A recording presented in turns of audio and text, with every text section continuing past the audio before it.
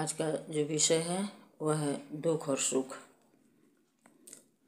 Toll पड़ोसी कोई नहीं, चरखा टूटल ताग, सखी सले हरि सो गई, पिया महल तब जाग। यह संसार दुखमय है। महर्षि कपिल ने अपने दर्शन शास्त्र में त्रिविध दुख और इसके निवृत्ति के लिए क्या लिखे हैं, इसको हम लोग समझें। अथ त्रिविध दुखांतयंत निवितरभ्यंत पुरुषार्थ। फिर आगे क्या कहते हैं, उत्वाकार्षदपि मोक्षस्य सर्वोत्कर्ष श्रुत्यः। अतः इस त्रिताप दुखों से छुटकारा पाने का जो मार्ग है वह है मोक्ष। देखिए दुख क्या है, इस विषय में महर्षि वातस्यायन ने क्या लिखा है। प्रतिकूल वेदनीय दुखम, यानी प्रतिकूल परिस्थितियों ही दुख का कारण है।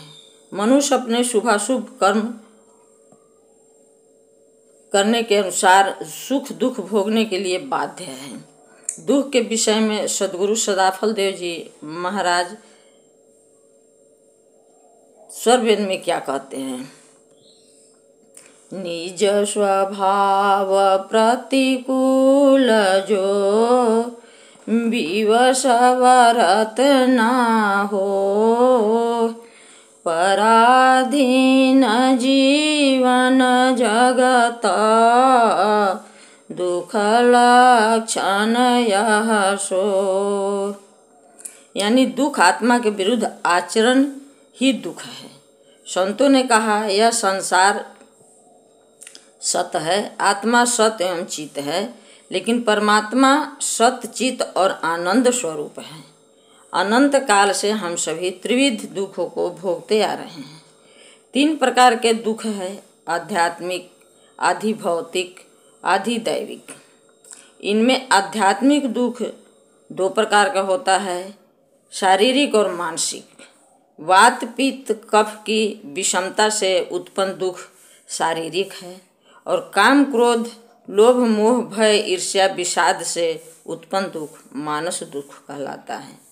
मनुष्य पशु पक्षी सर्प आदि से उत्पन्न होने वाला दुख आधि भौतिक दुख कहलाता है, और दैवी प्रकोप से होने वाला दुख आधि दैविक कहलाता है।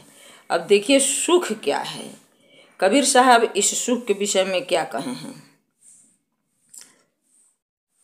छाड़े जब अभिमान को सुखी भया सब जीव। अभिमान को छोड़ने पर ही जीव सुखी होता है। इसी को भी भगवान श्री कृष्ण जी गीता में क्या कहते हैं,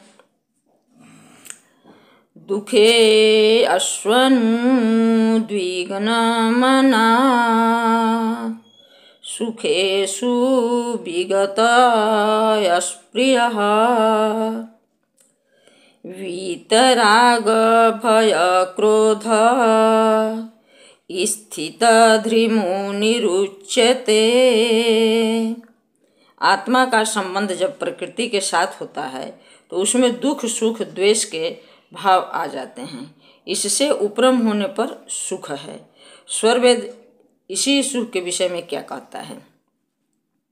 दुख सागर संसार में सद्गुरु एक आधार, मन वच काया से ये शब्द में सुरति संहार।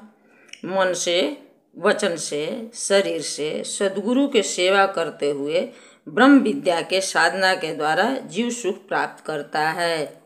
बोलिए सद्गुरुदेव भगवान की जय।